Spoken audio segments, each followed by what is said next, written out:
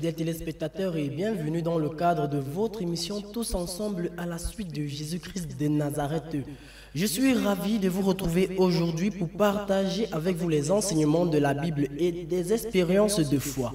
Comme tous les dimanches avec notre consultant le Père Landry Marie qui donne de son temps pour vous aider à comprendre la parole de Dieu, pour vous aider à saisir le message qui se dégage des textes bibliques. Alors, il est par ailleurs spécialiste sur les questions de féminologie et de spiritualité. Avec le Père Landry Marie, aujourd'hui, nous allons aborder une nouvelle thématique. Fidèles téléspectateurs, merci de nous avoir rejoints. Je vous donne rendez-vous tout de suite après cette transition.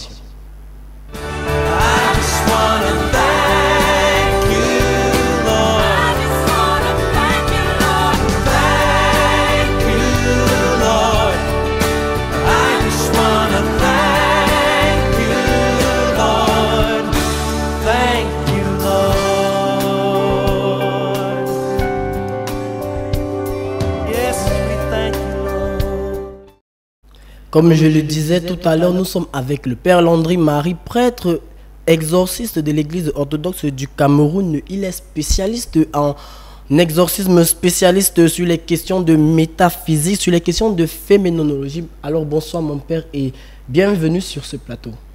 Bonsoir Monsieur Pascal, bonsoir à vos nombreux téléspectateurs, bonsoir à tous ceux qui nous font l'amitié toujours de nous écouter les dimanches lorsqu'il est 18h, c'est moi qui vous dit merci de me permettre une fois encore et toujours de venir apporter sur ce plateau la parole de Jésus. Et nous pensons qu'aujourd'hui, nous ne manquerons pas d'édifier ceux et celles des téléspectateurs qui viennent de nous rejoindre à l'instant. Donc c'est moi qui vous dis encore merci. Mon Père, nous sommes à la veille des fêtes de fin d'année et les chrétiens, les téléspectateurs se posent la question de savoir quelles seront vos activités. Vous n'avez rien prévu pour eux ou alors ça sera des messes dominicales?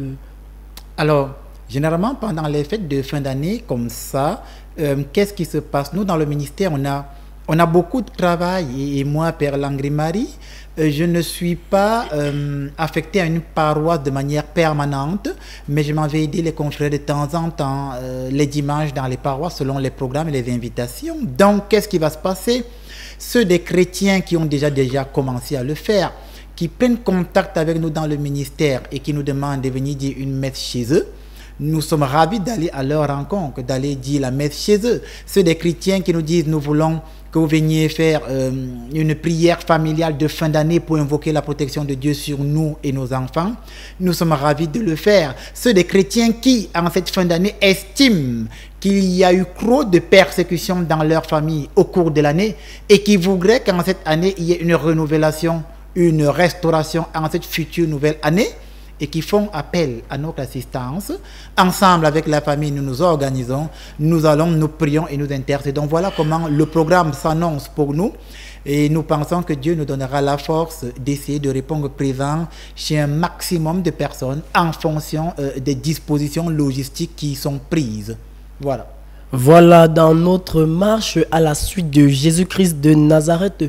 Aujourd'hui, mon Père, vous avez bien mis à notre disposition le thème que nous allons essayer de développer tout à l'heure. Alors, il s'agit de l'ange qui parle à Cornelius. L'ange parle à Cornelius. Alors, vous avez choisi les Actes des Apôtres, chapitre 10, versets 1 à 16, pour nous aider à comprendre cette thématique. Fidèles téléspectateurs, allons ensemble et écoutons cette lecture audio et revenons juste après pour une meilleure interprétation du Père Landry Marie. Thank you, Lord. Yes, we thank you, Lord. Les Actes des Apôtres, chapitre 10. Il y avait à Césarée un homme nommé Corneille, centenier dans la cohorte dite italienne. Cet homme était pieux et craignait Dieu avec toute sa maison. Il faisait beaucoup d'aumônes au peuple et priait Dieu continuellement.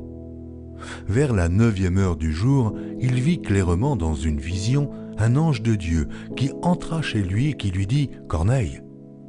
Les regards fixés sur lui et saisi d'effroi, il répondit « Qu'est-ce, Seigneur ?» Et l'ange lui dit « tes prières et tes aumônes sont montées devant Dieu, et il s'en est souvenu. Envoie maintenant des hommes à Joppé, et fais venir Simon, surnommé Pierre. Il est logé chez un certain Simon, corroyeur, dont la maison est près de la mer. Dès que l'ange qui lui avait parlé fut parti, Corneille appela 2 de ses serviteurs et un soldat pieux, d'entre ceux qui étaient attachés à sa personne, et, après leur avoir tout raconté, il les envoya à Joppé. Le lendemain, comme ils étaient en route et qu'ils s'approchaient de la ville, Pierre monta sur le toit vers la 6e heure pour prier. Il eut faim et il voulut manger. Pendant qu'on lui préparait à manger, il tomba en extase. Il vit le ciel ouvert, et un objet semblable à une grande nappe attachée par les 4 coins qui descendait et s'abaissait vers la terre, et où se trouvaient tous les quadrupèdes et les reptiles de la terre et les oiseaux du ciel. Et une voix lui dit « Lève-toi, Pierre, tue et mange. » Mais Pierre dit « Non, Seigneur, car je n'ai jamais rien mangé de souillé ni d'impur. » Et pour la seconde fois, la voix se fit encore entendre à lui. « Ce que Dieu a déclaré pur, ne le regarde pas comme souillé. » Cela arriva jusqu'à 3 fois, et aussitôt après, l'objet fut retiré du ciel. Thank you, Lord. Thank you, Lord. Yes, we thank you, Lord. De retour sur ce plateau, après avoir écouté cette lecture audio des Actes des Apôtres, chapitre 10, versets 1 à 16, mon père, alors d'entrée de jeu, Cornelius était un homme qui faisait beaucoup d'aumônes. Et est-ce que c'est pour cela qu'un ange l'a visité? Alors, d'emblée, quand on écoute ce texte, vous l'avez dit, Cornelius, effectivement, c'était un homme qui faisait beaucoup d'aumônes. Est-ce la raison pour laquelle un ange de Yahvé Dieu vient à sa rencontre? De prime abord, selon les indications du texte, on peut répondre rapidement par oui. Pourquoi?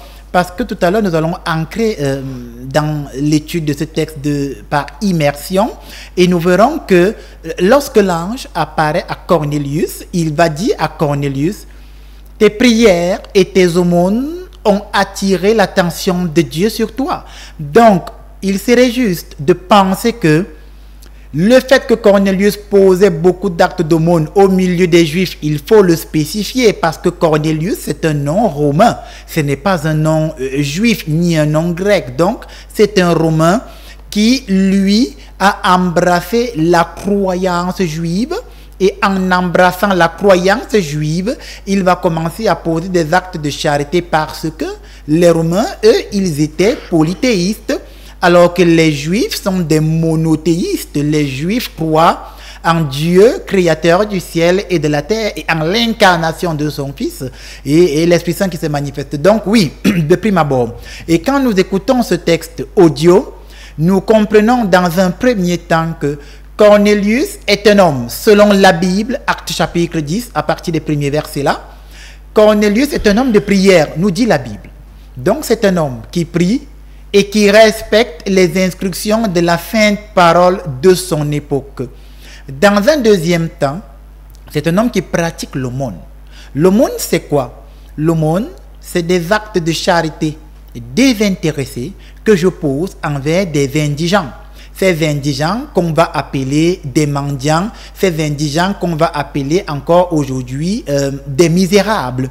Donc, je pose des actes d'aumône lorsque dans ma vie, je donne à ceux qui n'en ont pas, mais surtout à ceux qui sont quasiment misérables. Quelqu'un qui dort dans la rue, qui n'a pas de maison, et je lui apporte ce dont il a besoin, et je spécifie que ce dont il a besoin, ce n'est pas d'abord de l'argent, mais ce dont il a besoin, c'est ce que j'ai à lui donner.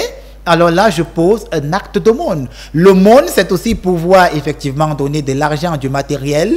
L'aumône, c'est aussi pouvoir donner des vêtements à celui qui a froid et qui n'en a pas. Et la Bible nous dit que ce Cornelius-là, il posait des actes d'aumône envers les Juifs de manière constante et répétitive. Première chose. Donc dans ma vie chrétienne, dans ma vie de croyant, je retiens que poser des actes d'aumône, c'est bien. Nous faisons un saut en arrière dans cette étude biblique et nous allons dans le livre de Tobie. Et le livre de Tobie, vous le trouvez dans la Bible de Jérusalem, ou encore pour ceux qui ont la traduction œcuménique de la Bible, on appelle la Bible Tob. Vous trouvez également le livre de Tobie dans ce livre. Vous ne trouvez pas le livre de Tobie dans la Sainte Bible, parce que c'est une Bible protestante qui a 66 livres. Donc si vous avez la Sainte Bible, vous ne trouverez pas le livre de Tobie, mais ce n'est pas grave. Dans le livre de Tobie, le père de Tobie posait aussi des actes d'aumône. Voilà où je vais en venir. C'était un homme qui posait constamment des actes d'aumône. Et comme il posait constamment des actes d'aumône, Dieu va envoyer le deuxième ou le troisième archange, Raphaël l'archange, qui va prendre une forme humaine pour veiller sur le fils Tobie et qui va finalement guérir le père Tobie de sa cécité à la fin du livre à cause du fait que le père Tobie posait des actes d'aumône de manière répétitive. Et aujourd'hui, on voit que le soldat Cornelius pose des actes d'aumône, donc l'aumône est bien. La Bible dit même que la charité couvre un grand nombre de péchés. Donc celui qui pose des actes d'aumône, la miséricorde de Dieu se déploie sur certains de ses péchés, un peu comme s'il y avait Dieu allait contrebalancer certains péchés avec la multiplication d'aumônes que je pose. Donc celui qui pose véritablement des actes d'aumône a bon cœur. Première chose à retenir, donc ce Cornelius, il a bon cœur, conséquence, il traite bien ses employés. Et on dit, comme il posait les actes d'aumône et il priait, l'ange de l'Éternel descend un jour où il se repose, lui parler.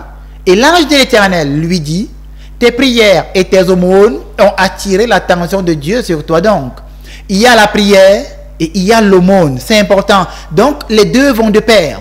Je prie et je pose des actes d'aumône. Et c'est ça qui attire l'attention de Dieu sur Cornelius, parce qu'il n'a pas dissocié la prière de l'aumône. En d'autres termes, Cornelius ne pose pas des actes d'aumône pour être bien vu, il pose des actes d'aumône parce qu'il croit en la parole de Dieu qui lui est transmise par les grands prêtres juifs, et il y croit et il se met dans un processus ou une procédure de continuité de la volonté de Dieu. Et l'ange de Dieu lui apparaît et lui dit, tes prières et tes aumônes ont attiré l'attention de Dieu sur toi. Tu vas donc envoyer à Joppé des émissaires, c'est-à-dire des envoyés pour ceux qui nous écoutent, et tu demanderas là-bas à Joppé un certain Simon, un Simon appelé Pierre. On se rappelle que dans les évangiles, Jésus se tourne vers Simon, il lui dit, Simon, fils de Képhas, tu ne t'appelleras plus Simon, mais tu t'appelleras Pierre.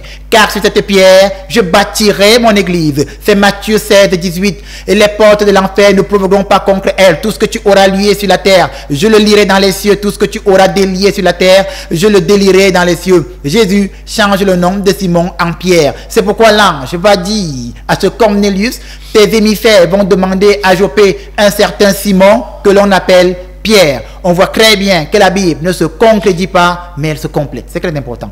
Et ce Cornelius, le texte nous dit qu'il va appeler parmi ses soldats un qui est un peu plus pieux, et il va l'envoyer à Joppé avec une ou deux personnes à la rencontre de Simon. Simultanément, le texte nous dit que Simon, au même moment, ça c'est important, dans l'après-midi du jour où les émissaires s'en vont pour le rencontrer, Simon a faim, Pierre a faim, il demande qu'on lui fasse à manger, il monte sur la terrasse pour dormir, et la Bible dit qu'il entre en extase. Ça veut dire que il entre dans un sommeil, et ce sommeil le transporte dans une vision. Donc, une extase, un sommeil de vision.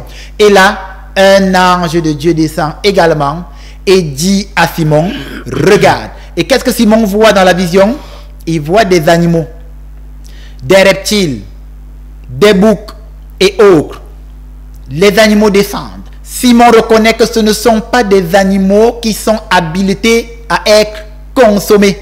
Et la voix lui dit, tue et mange. Et Simon répond, étant dans la vision, Seigneur, je n'ai jamais mangé d'aliments impurs. Ce n'est pas aujourd'hui que je vais commencer à consommer des aliments impurs. Et la voix lui dit, ce que Yahvé Dieu a déclaré pur, ne le déclare pas impur. Le texte dit que le schéma s'est répété ainsi 3 fois dans la vision de Pierre.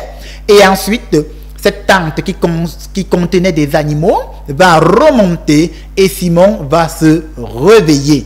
Voilà. Effectivement, mon père, parlons des animaux, parce que lorsque nous parcourons Lévitique chapitre 11, Dieu donne quasiment la liste des animaux impurs. Et on cite les reptiles, les oiseaux, mais dans le texte que nous venons de lire, ces mêmes animaux-là sont dits être purs aussi. Comment pouvons-nous comprendre cela? Voilà, justement. Et c'est que vous dites, vous avez relevé effectivement dans Lévitique au chapitre 11, si j'ai bonne mémoire. Dans le livre de Lévitique, il y avait Dieu donne la liste des animaux. Et il va dire qu'il y a des oiseaux qu'il ne faut pas manger, il y a des reptiles.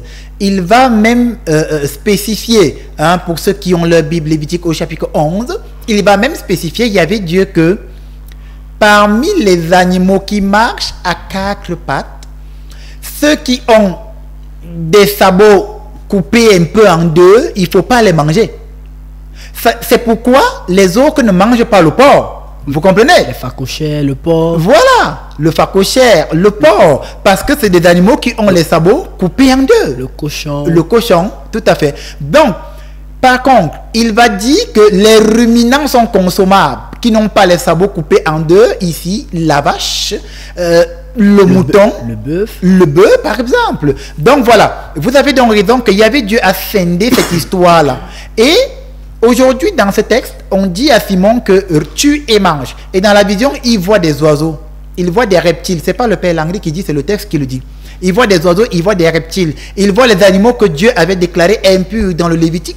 Aujourd'hui, il y avait Dieu lui dit, mange. Et que ce que Dieu a déclaré pur, que toi tu ne le déclares pas impur. Qu'est-ce qu'il faut comprendre par là? Déjà, dans les évangiles synoptiques, c'est pourquoi dans cette émission, vous dites toujours que j'apporte une interprétation biblique assez théologique pour aider nos téléspectateurs à bien comprendre cette histoire de Bible.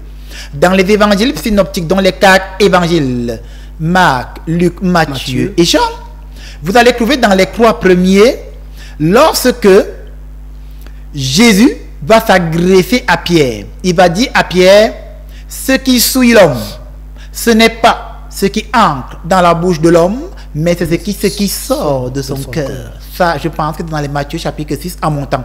Donc, Jésus montre à Pierre que ce qui est important, ce n'est pas de consommer des viandes.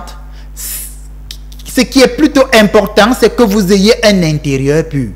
Parce que la viande ne vous souille pas dans le sens dans lequel vous l'interprétez, mais ce qui vous souille, vous les humains, c'est la mauvaise pensée, car ce que dit la bouche, c'est ce qui déborde du cœur, va dire Jésus dans les évangiles de Matthieu. Donc ce qui souille l'homme, au sens christique, au sens de la vision de Jésus, ce qui souille l'homme, ce n'est pas d'abord ce qu'il mange, c'est ce qu'il pense, qu'il dit et qu'il fait, qui n'honore pas Dieu et qui le maintient dans un état de péché constant, et cet état de péché constant le séparant de Dieu et l'éloigne de Dieu. Cela veut dire que nous pouvons manger le porc à Noël. Voilà, par cette parole, Jésus déclarait donc pur tous les aliments. C'est pourquoi nous pensons et nous sommes convaincus que Jésus est celui qui a apporté la nouvelle alliance. Parce que dans l'ancienne alliance, il y avait Dieu a dit des choses. Et quand il s'est incarné, Jean 1,14, et le Verbe s'est fait chair, quand il s'est incarné, il y avait Dieu vient apporter une nouvelle interprétation de sa loi. Il ne change pas la loi, il l'interprète différemment. Donc la véritable souillure n'est donc plus ce que je consomme. Ce n'est donc plus un problème de porc. Ce n'est donc plus un problème de ne pas manger la vipère. Au Cameroun, par exemple, vous avez des tribus qui mangent la vipère. Alors que dans le Lévitique, on dit qu'il ne faut pas manger les reptiles. En Afrique, vous avez des tribus qui mangent les oiseaux. Alors que dans le Lévitique, on dit de ne pas manger les oiseaux. Jésus est donc venu expliquer dans Matthieu que ce qui souille, ce n'est pas ce que vous mangez, mais c'est ce que vous pensez et ce que vous dites qui vous sépare de Dieu. Et c'est de là qu'est né le mal dans vos cœurs. Voilà pourquoi, nous revenons dans notre texte.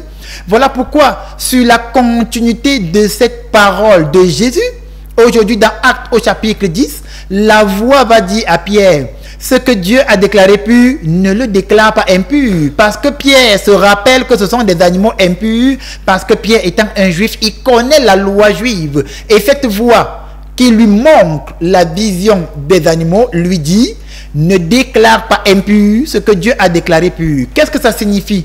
Sous un angle plus élevé d'interprétation biblique. Qu'est-ce qui devient donc impur pour nous les chrétiens? Et qu'est-ce que nous ne devons pas déclarer impur? Vous verrez à la suite du texte, et nous aurons l'occasion d'y ancrer peut-être dans nos prochaines éditions, vous verrez que finalement Cornelius va venir se faire baptiser par Pierre. Or, Cornelius n'étant pas un chrétien et n'étant pas un juif, ça va poser problème. On comprend par là que la vision enseignait à Pierre que les croyants que nous sommes, les disciples de Jésus, nous ne devons pas pointer les autres du doigt et les condamner parce qu'eux, ils ne suivent pas directement le Christ. Nous ne devons pas être ceux-là qui sont des promoteurs de la division parce que les autres ne marchent pas avec nous. Ce n'est pas parce que quelqu'un n'est pas chrétien qu'il est impur, si je peux interpréter ça simplement. Et impur ici au sens où il ne mérite pas ma sympathie, il ne mérite pas mon amitié, il ne mérite pas ma considération, il ne mérite pas mon amour, il ne mérite pas mon acceptation. À partir du moment où j'ai fait jugement sur les autres, je déclare les autres impurs, donc pas digne qu'ils me côtoient et que je les côtoie. Et là, c'est une erreur. On appelle ça dans la religion l'excentrisme, justement. Effectivement, c'est pour ça que il y a certaines personnes qui ne s'attachent pas avec, pardon, avec d'autres personnes d'autres obédiences religieuses. Est-ce que ils ne sont pas impurs ou alors...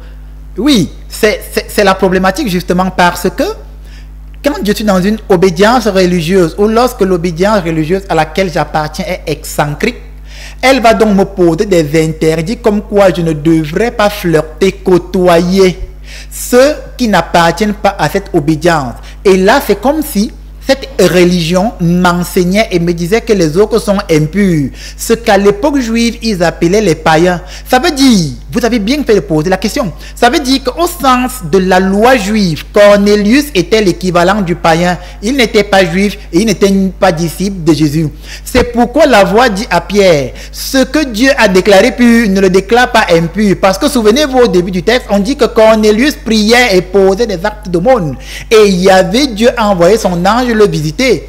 Donc il y avait Dieu a déjà reconnu dans Cornelius la bonté et l'amour. La voix dit à Pierre, toi ne déclare pas impur ce que Dieu a déclaré pur, donc ne pose pas un jugement de valeur sur celui qui viendra vers toi sous couvert des règles et des dogmes religieux. Vous comprenez? Donc cette histoire d'impureté est liée aux règles et aux dogmes religieux, mais n'est pas liée fondamentalement à la pensée et au cœur de Dieu. C'est pourquoi nous, en tant que disciples de Jésus, nous n'avons pas le droit de rejeter les autres, de ne pas les accepter parce qu'ils ne sont pas partisans de notre obédience. Au contraire, nous devons ouvrir nos mains à tout le monde et leur montrer qu'à côté de nous, ils ont une place et à côté de Dieu, ils ont une place. Mon père, avant de chuter, revenons à Cornelius. Est-ce que vous pensez que si, par exemple, moi, Pascal Onambili, aujourd'hui, je me mets à faire des aumônes, j'entre en prière et je pose beaucoup d'actes de charité, est-ce que vous pensez que l'ange de Dieu va aussi me visiter comme il a visité Cornelius? Alors, ce n'est pas que je le pense, c'est que l'ange de Dieu vous visite chaque jour. Toute la problématique, Monsieur Pascal, interviendra à partir du moment où, lorsque vous entendez que l'ange de Dieu a visité Cornelius, vous vous imaginez un aigle brillant, avec une robe blanche et des ailes et scintillants. Et à partir du moment où vous imaginez l'ange de la sorte, vous avez une vision par laquelle vous croyez que l'ange va vous visiter. Ce qui est une erreur. Parce que lorsque vous lisez le livre d'Enoch, qui n'est pas un livre biblique, mais ce n'est pas parce qu'il n'est pas biblique qu'il ne révèle pas les réalités du monde spirituel. Enoch a vécu longtemps avant Abraham et a été l'un des premiers êtres humains à voir Dieu.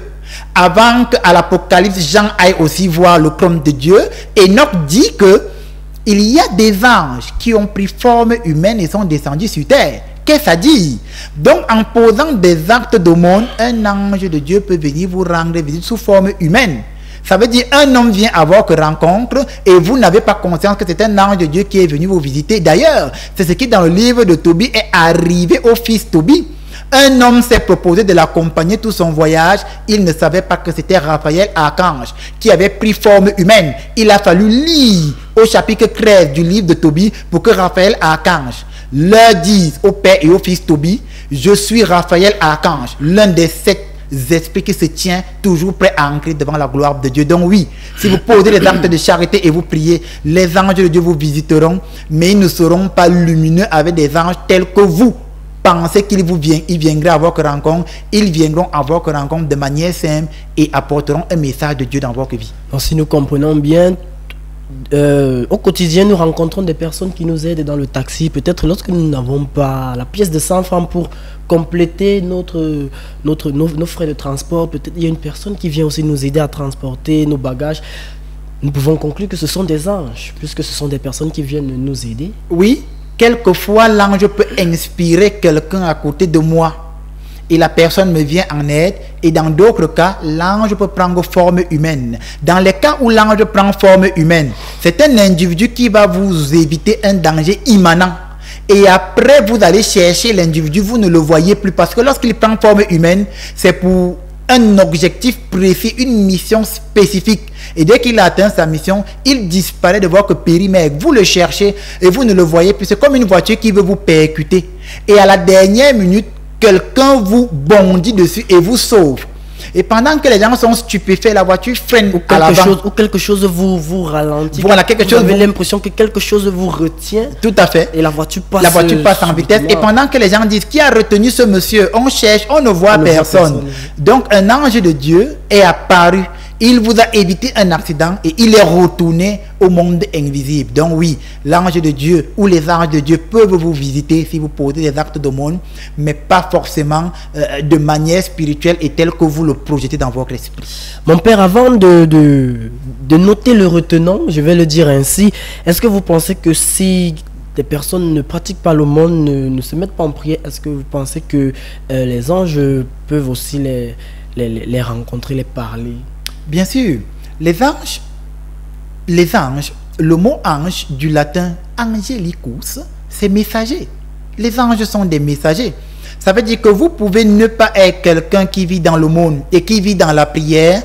Dieu peut quand même envoyer son ange vous mettre en garde, parce que là, l'ange ne viendra pas pour vous féliciter parce que vous avez un cœur endurci, et le bon chrétien n'a pas un cœur endurci, mais l'ange viendra pour vous mettre en garde. Ça veut dire qu'il y avait Dieu lui donnera mission de venir vous mettre en garde contre quelque chose de spécifique. Souvenez-vous, dans le livre, dans le Pentateuque, le livre de la Genèse, tout ça là, nous sommes dans la ville de Sodome et de Gomorrhe. Souvenez-vous, lorsque Uriel Archange et d'autres anges prennent forme humaine, ils s'en vont à Sodome et Gomorrhe. Et lorsque les habitants de Sodome et Gomorrhe vont dire à l'autre: donne-nous les étrangers qui sont chez toi, qu'on en abuse. Les anges de Dieu vont sortir et vont les regarder à l'instant et vont les foudroyer d'abord du regard. Donc Dieu est capable d'envoyer ses anges, même chez quelqu'un qui ne pratique pas l'aumône et la prière,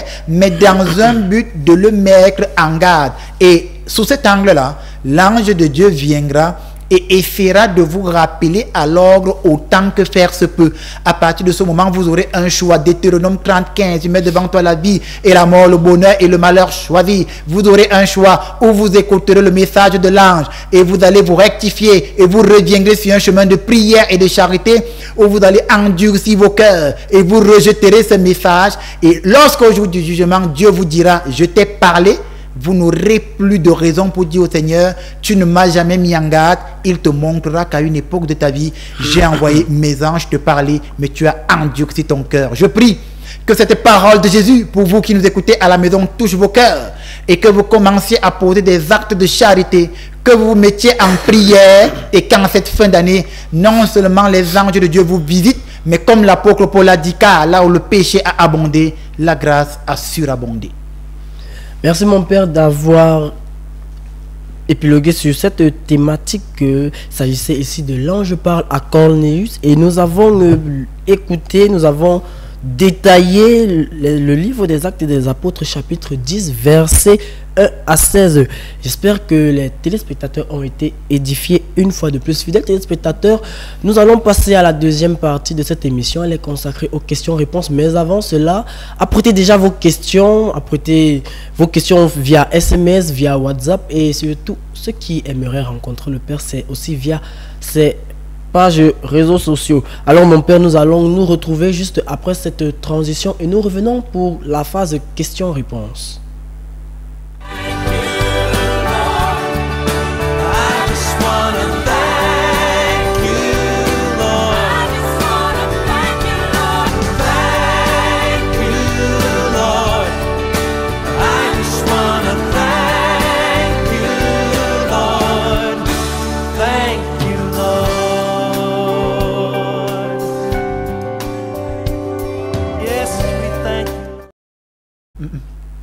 Voilà, nous sommes de retour sur ce plateau et pardon, nous sommes à la phase questions-réponses. Le Père va apporter des éléments de réponse à vos questions. Nous allons prendre la première question, mon Père.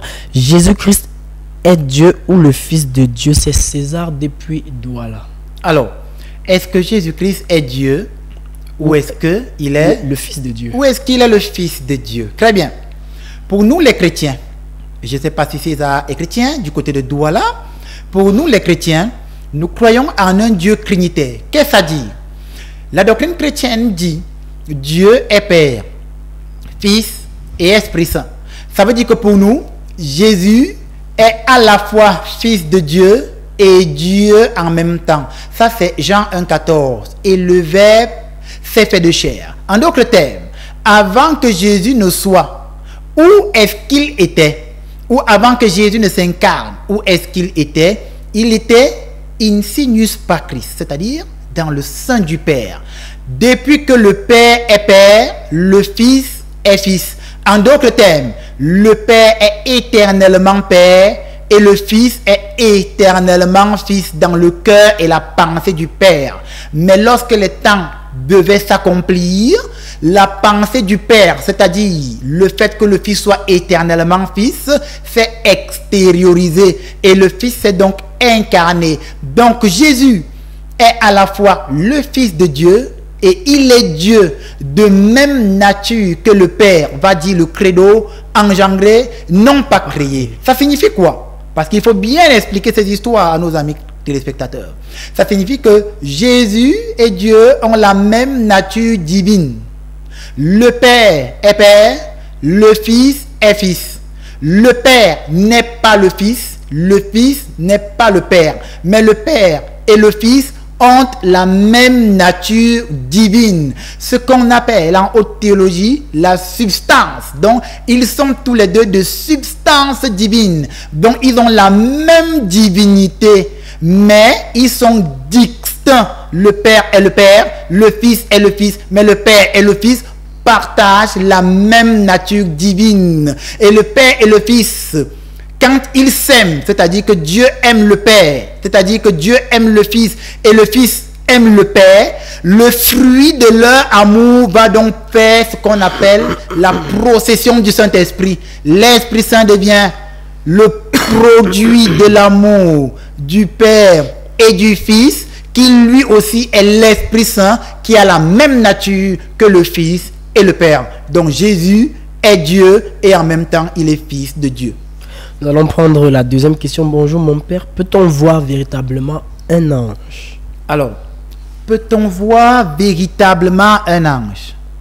La question est bien posée, mais pour que je puisse y répondre de manière optimale, il faudrait que j'essaye de baliser le terrain selon l'entendement de cette question. Quand elle dit « peut-on voir véritablement un ange ?» c'est que elle se pose la question, cette personne, de savoir est-ce qu'avec mes yeux, je peux voir un ange comme je vois mon alter ego, c'est-à-dire quelqu'un que je croise dans la rue. Cela n'est pas véritablement possible. Quelque chose à clair? Non, non, non, non, non. Pourquoi? Parce que les anges sont des créatures spirituelles. Et à partir du moment où ils sont des créatures spirituelles, un esprit, ça ne se voit pas avec les yeux de la chair.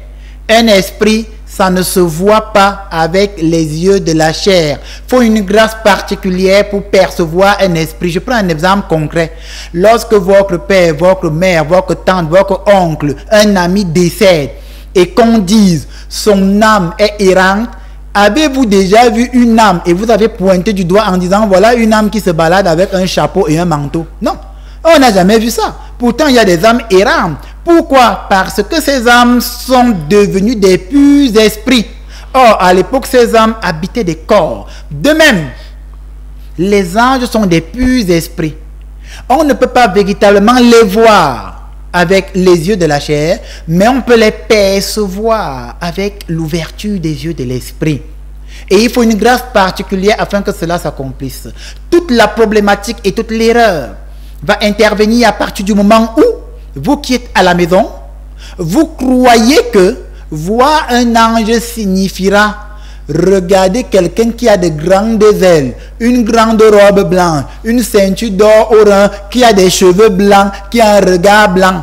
C'est là où vous faites l'erreur. Avec une couronne sur la tête. Avec une sorte d'auréole sur la tête. Voilà. Et quand vous faites ça, vous télescopez ou alors je vais dire comment, vous spatialisez déjà la manière dont vous voulez percevoir un ange. Or, l'ange devient une manifestation de la puissance de Dieu. L'ange est un pur esprit qui peut être à plusieurs endroits à la fois et se manifester différemment dans chacun des endroits à la fois parce que c'est un pur esprit. Donc on peut percevoir un ange mais pas à la manière dont vous vous imaginez et pas à la manière dont vous le représentez en fait, c'est ça. Bonsoir mon père, merci pour les enseignements de ce soir, c'est Martinez. Bonsoir mon père, j'ai un souci, je souffre des oppressions et les combats sont ancrés. Ça fait aujourd'hui 10 ans et malgré les différents combats avec les hommes de Dieu, le problème persiste. Alors, la personne dit qu'elle souffre d'oppression depuis une dizaine d'années.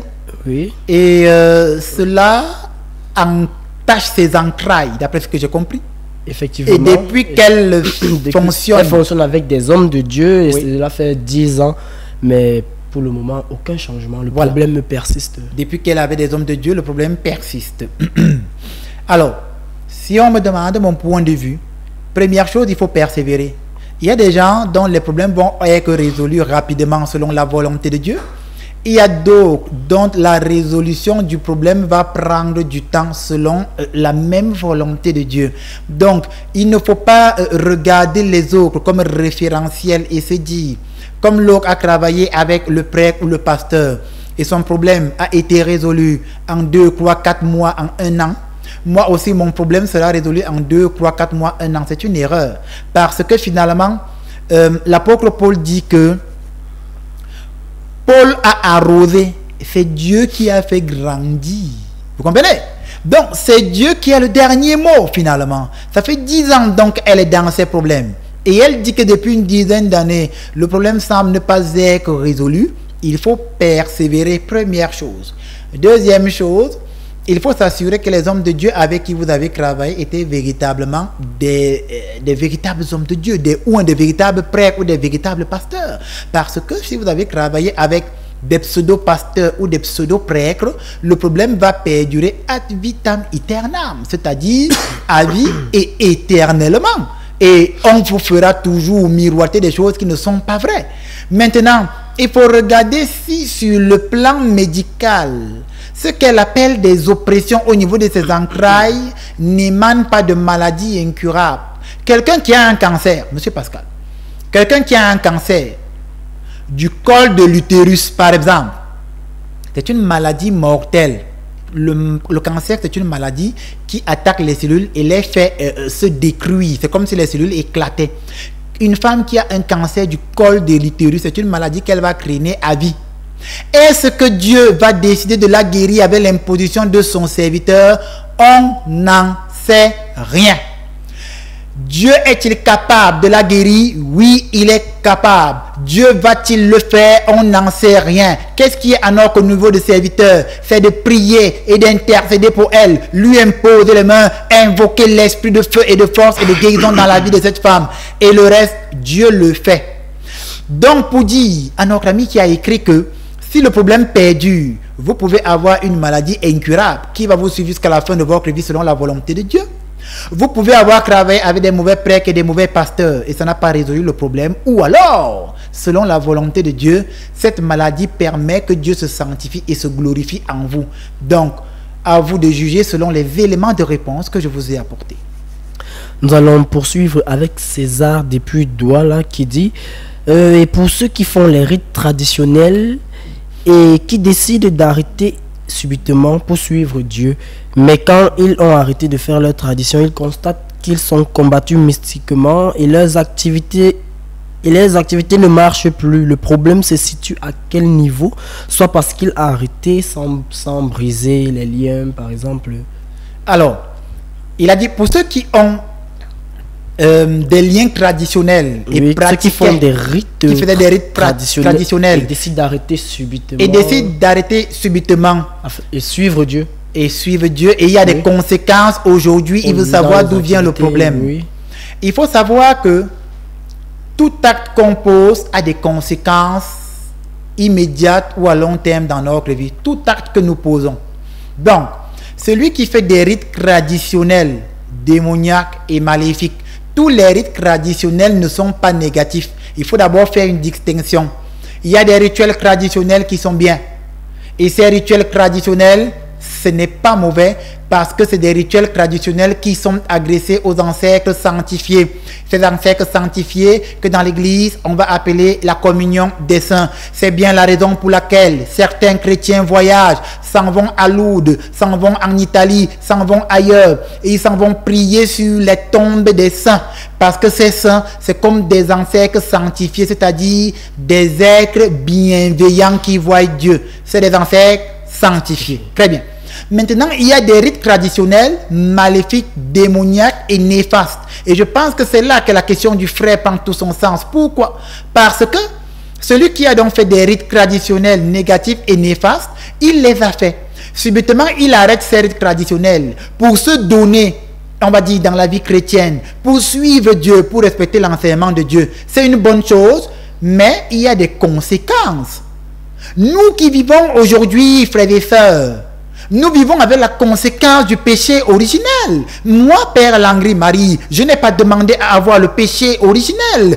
Adam a péché et la conséquence du péché demeure sur nous tous. Et nous ne pouvons pas annuler les conséquences du péché originel. Et quelles sont ces conséquences? La souffrance et la mort. C'est tout. Et donc, pour celui qui faisait des rituels traditionnels maléfiques, il y a des conséquences qui vont le suivre.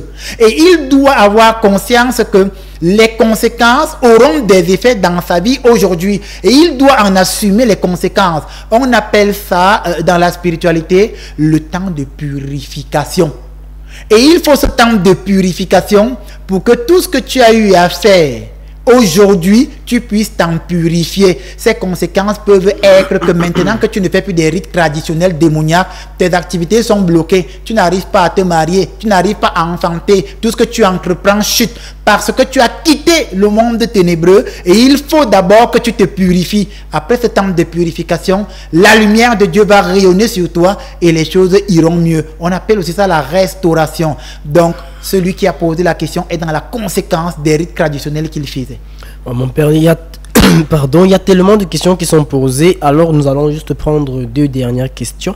Nous avons Yasmine qui demande pourquoi dit-on que la femme ne doit pas porter de pantalon? Alors, pourquoi on dit que la femme ne doit pas porter de pantalon? C'est écrit où? Non, nous sommes en direct, non? Il faut qu'on me dise, c'est écrit où? Moi, Père Langry-Marie, qu'est-ce qui me dirige? C'est la parole de Dieu, la Bible, c'est la doctrine de l'Église que nous appelons le magistère. L'Église me parle par le magistère, Dieu renforce ce que l'Église dit par sa Bible. Quand je regarde le magistère de l'Église, je ne vois pas où c'est écrit que la femme ne doit pas mettre le pantalon. Quand je lis la Bible, je ne vois pas où c'est écrit que la femme ne doit pas mettre le pantalon, mais je sais que dans les évangiles, ou alors dans les écrits de Paul, on dit que la femme doit s'habiller décemment, de manière sobre. Et il y a des pantalons qui sont décents et je n'y vois pas d'inconvénient. Donc ce qu'elle est en train de dire, c'est en fait que pourquoi certaines personnes disent que les femmes ne devraient pas mettre de pantalon? Ces gens qui le disent en fonction de leur conviction et de leur doctrine. Moi, Père Langri-Marie, je n'ai jamais dit qu'une femme ne devrait pas mettre le pantalon. Voilà. Alors nous allons partir du côté de Bafia avec Foigna Tandi Ivan qui aimerait savoir si la Bible est un livre qui permet de maudire les humains. Est-ce que la Bible est un livre qui permet de maudire les humains? Très bien. Il faut savoir qu'il y a 40 000, 50 000 églises dans le monde entier qui utilisent toute la Bible et qui ont 40 et 50 000 doctrines contradictoires. Est-ce que vous comprenez? Ça signifie que la Bible devient source de division. Pourquoi? Et c'est pour répondre à la question du frère. À partir du moment où la Bible est mal interprétée, elle n'est plus parole de Dieu. Ça, c'est important. Je reprends pour nos téléspectateurs. À partir du moment où la Bible est mal interprétée, elle n'est plus parole de Dieu. La Bible n'est parole de Dieu que lorsqu'elle est bien interprétée de manière claire et nette selon la volonté de Dieu. Donc, celui qui utilise maintenant la Bible pour maudire, il n'interprète plus la Bible selon la volonté même de Dieu. Et à partir du moment où je n'interprète plus la Bible selon la volonté de Dieu, cette Bible n'est plus parole de Dieu, elle devient source de division. Et je vous rappelle que le mot diable, du latin diabolos, signifie celui qui divise, qui sème la division, qui amène la zizanie. Voilà ce que j'avais à dire à ce sujet. Bonsoir, j'ai un problème, j'ai le biais au pied, une blessure mystique depuis 3 ans aujourd'hui. Hôpital sur hôpital, tradition sur tradition, sans réponse, je pourris François depuis aider à bien. Pour ceux qui aimeraient rencontrer le Père Landry-Marie, c'est via le numéro qui s'affiche au bas de votre petit écran ou vous pouvez le contacter sur les différents réseaux sociaux. Si vous aimeriez rencontrer le Père, vous prenez rendez-vous car le Père reçoit les mardis et jeudis au quartier Siméon dès 10h pour tous vos problèmes de spiritualité, vos problèmes de maladie. Alors mon Père, nous allons prendre la dernière question. En cette veille de fin d'année, si les éléments mystiques et tragiques et Christ sont souvent intenses, alors mon Père, comment pouvez-vous nous expliquer que c'est toujours à cette période-là que nous avons eu des accidents, des morts soudaines? Nous aimerions savoir pourquoi.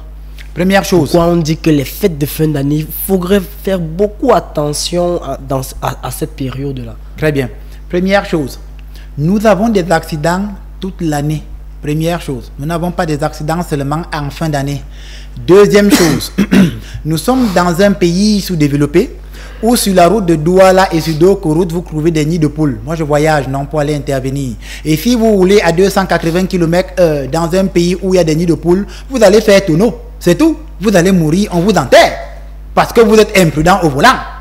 Si vous ne respectez pas les limitations de vitesse et que vous allez ancrer sous un camion, ça n'a rien à voir avec la spiritualité. Vous étiez imprudent. C'est tout. Première chose.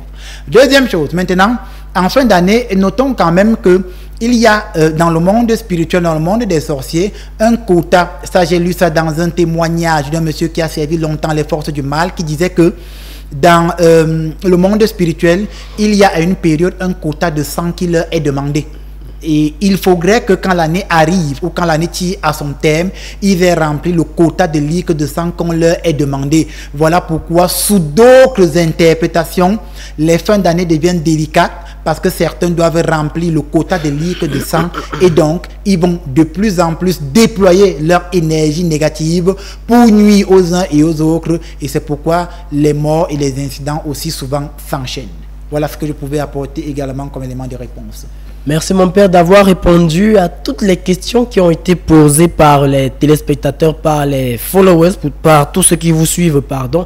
Bien à présent, en cette veille de fin d'année, nous vous invitons à Donnez une prière de bénédiction pour éviter donc ces accidents, pour éviter ces morts soudaines ou bien ces morts mystiques. Alors mon Père, je vous invite à donner une prière pour les téléspectateurs, pour tous les chrétiens, afin de les protéger en cette veille de fin d'année, pour qu'ils puissent arriver en 2025. Très bien, chers amis téléspectateurs, nous fermons les yeux, nous baissons la tête et au nom de Jésus, notre Seigneur et notre Maître, qui nous a libérés du péché, de l'esclavage et de la mort, nous prions. Seigneur, je prie pour toutes les personnes qui ont regardé ce programme et qui sont assis devant leurs écrans, qui écoutent ma voix. Je prie, Seigneur, qu'en cette fin d'année, tous ceux qui étaient sous l'action des sorciers, sous l'action des sorcières, sous l'action des forces du mal, que par la parole de Jésus, l'influence des sorciers de votre vie soit brisée au nom de Jésus. Seigneur, je prie pour toutes les personnes qui regardent ce programme à cet instant et qui sont programmées pour mourir selon le plan démoniaque des sorciers de leur famille, que par ma prière et mon intercession, leur nom soit effacé du cahier de mort dans lequel on avait mis et affiché leur nom au nom de Jésus. Seigneur, je prie pour toutes les personnes qui ont regardé cette émission et dont on avait programmé les accidents en début d'année 2025, que tout accident programmé contre vous soit déprogrammé. Au nom de Jésus-Christ de Nazareth, Seigneur, je prie pour toutes les personnes dont on avait déclaré qu'en cette fin d'année, pas seulement lui, mais toute sa famille, ses enfants et ses petits-enfants mourront, que par le nom de Jésus, toutes ces paroles maléfiques, incantatoires contre lui ou contre elle soient de nul et de sans effet. Je commande et j'ordonne à tout poison rapide, à tout poison lent qui est dans la blessure d'un chrétien de sortir et que cette blessure guérisse. Au nom de Jésus, je commande et j'ordonne en lieu et place que toute personne qui vient vous rendre visite dans vos rêves, qui vient vous menacer ou s'incarner dans vos rêves, n'ait plus accès à vos rêves. Au nom de Jésus, je commande et j'ordonne que s'il y a un esprit malsain et ténébreux qui vous écoute, qui écoute ma voix à cet instant dans ton corps, qu'il sorte de ton corps et te libère au nom puissant de Jésus. Enfin, je commande et j'ordonne que cette fin d'année pour toi soit placée sous la protection des anges et des archanges et que tu puisses quitter de cette année 2024 à l'année 2025 sous la protection des anges de Dieu au nom puissant de Jésus-Christ de Nazareth. Ainsi soit-il. Amen. Amen.